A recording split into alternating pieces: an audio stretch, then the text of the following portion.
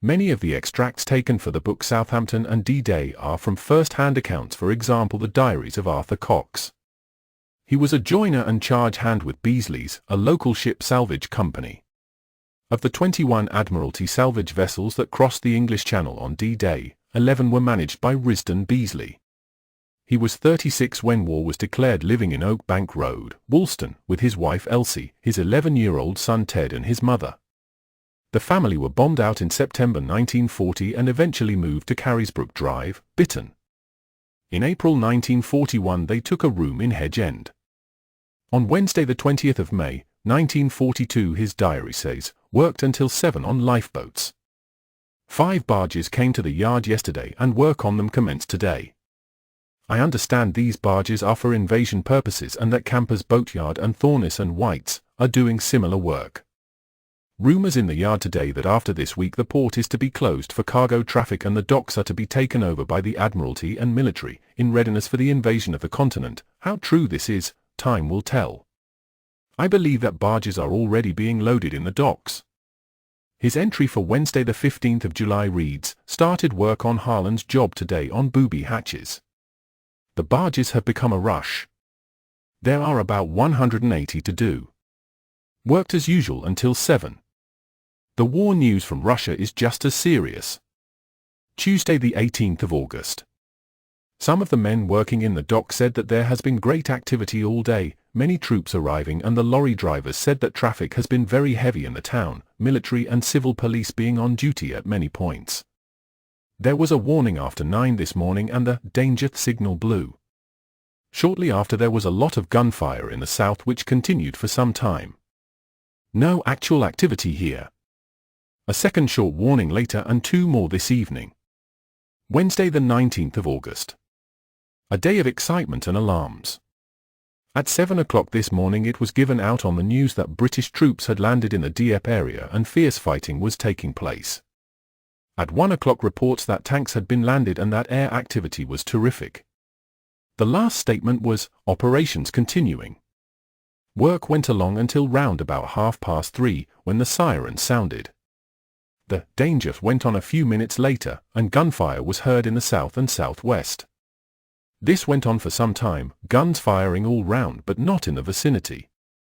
Suddenly a plane came in from the east and all the local guns opened up. A very heavy cannonade for a while. Guns were still firing in the distance and it was well after 4 o'clock before the all clear sounded. At 5:15 another warning, and from that time until 7:30 there was an almost continuous rumble of gunfire in the south and southwest. The all clear went at 7:45. The 6 o'clock news did not give many more details of the British landing, and I was anxious to hear the 9 o'clock bulletin, but when it came on I was disappointed. Our troops had re-embarked after being ashore for 9 hours. We had lost 95 planes against 89 German. We had destroyed a gun nest, an ammunition dump and a radio location station. Casualties heavy on both sides. A full report would be issued later. Thursday the 27th of August. Worked until 7 o'clock on some jobs, but the men seem lazy and listless and the job goes along very slowly. 8 men coming back to the yard tomorrow, but on the new motor transport boat. Most of the barges in the inner dock are finished, and until the authorities decide where and when the next batch will be moored nothing much can be done. Monday the 16th of November. Joe told me that 2 commando ships left the docks this afternoon, fully loaded, but I expect their mission is secret and unless anything unforeseen happens we will hear nothing about it. Wednesday the 3rd of February, 1943. For a wonder, went to a social and dance this evening with Elsie, held at the gymnasium of St. Mary's College and run by Beazley's Home Guard. We arrived about 7:30 o'clock and stopped until 11.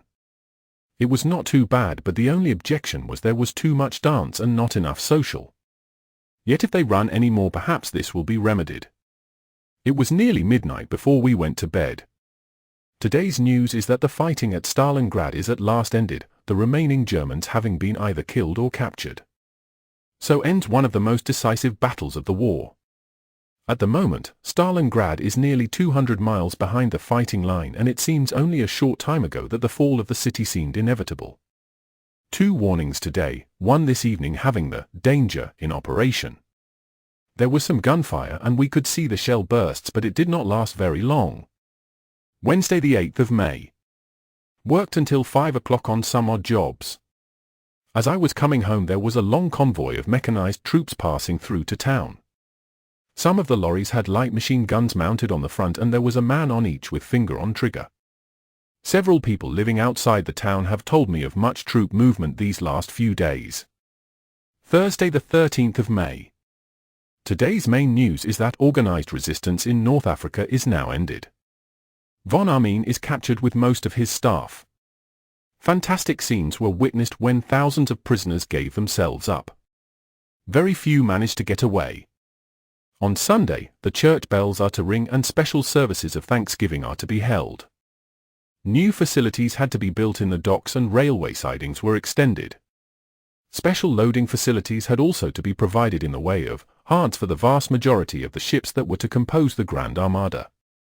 Designed to enable them to discharge their loads direct onto an open beach, the bows of the tank landing craft, LCT, and tank landing ships, LST, took the form of collapsible ramps. Hards S1, S2, and S3 were completed in February 1943.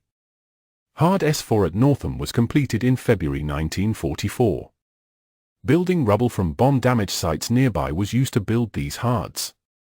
For loading purposes, according to Bernard Knowles in the English Gateway, 1951, increased slipways and mooring accommodation was also a pressing necessity, as was the provision of a score of other facilities.